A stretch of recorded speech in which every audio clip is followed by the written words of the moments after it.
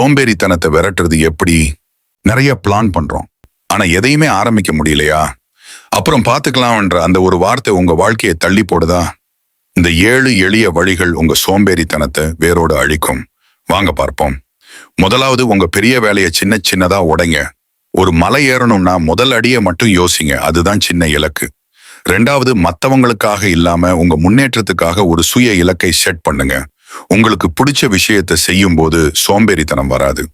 மூணாவது, இடம். படிக்கணுமா? ஸ்டடி டேபிளுக்கு போங்க. எக்ஸசைஸ் பண்ணணுமா? ஜிம்முக்கு கிளம்புங்க. பெட்ல படுத்துக்கிட்டே யோசிச்சா சோம்பேறித்தனம் தான் வரும். அந்த இடத்துக்கு போயிட்டாலே பாதி வேலை முடிஞ்ச மாதிரி.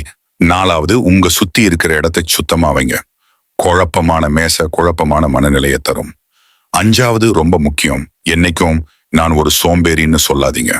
நீங்க உங்களை எப்படி நினைக்கிறீங்களோ அப்படித்தான் உங்க மூளையும் வேலை செய்யும். ஆறாவது, ஒரு செக்லிஸ்ட் போடுங்க. சின்ன வேலையை முடிச்சிட்டு அதுல ஒரு டிக் போடும்போது கிடைக்கிற சந்தோஷம் அடுத்த வேலையை செய்ய வைக்கும்.